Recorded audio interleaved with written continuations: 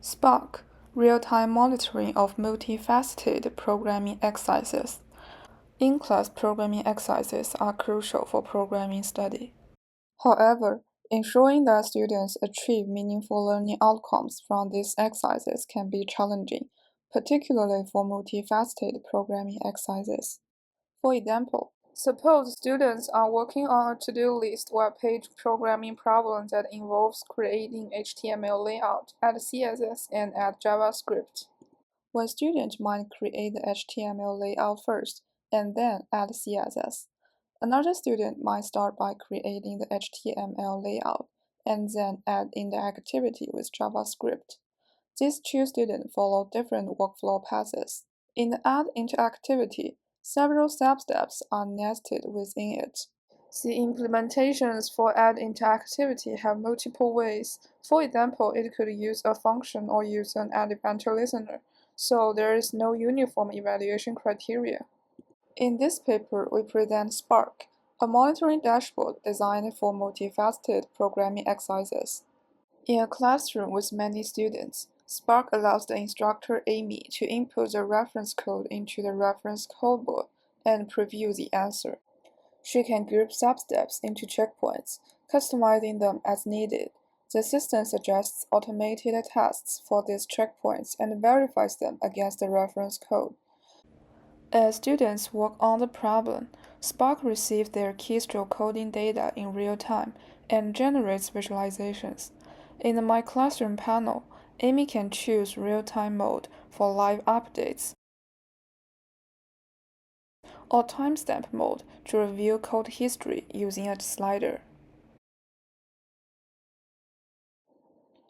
In progress visualization, each student in each checkpoint is marked by a dot, showing the task completion rate of that checkpoint from 0% to 100%. A shaded area represents the overall progress. The larger the area, the more tasks have completed.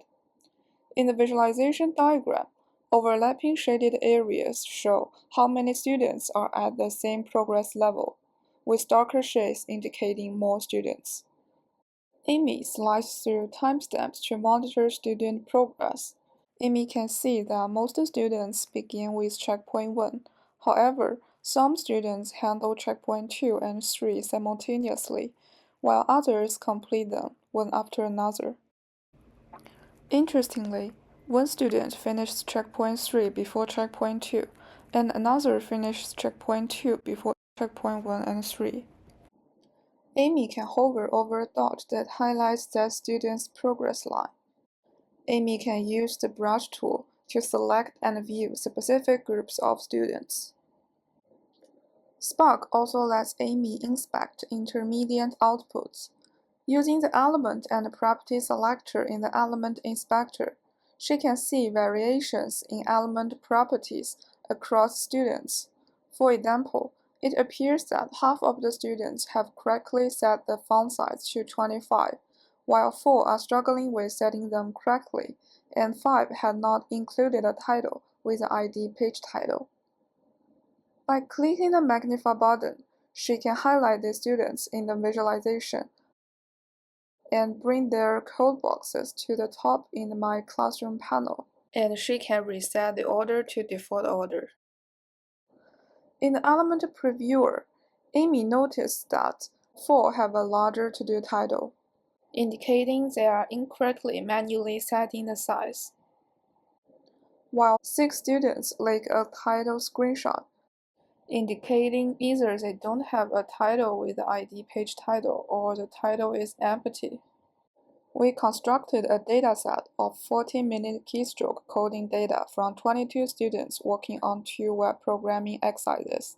We then conducted a within-subjects evaluation with 16 programming instructors, highlighting Spark's ease of creating checkpoints, and can enhance detailed progress monitoring, provide instructors with valuable customizable insights into differences in students' code states through active engagement.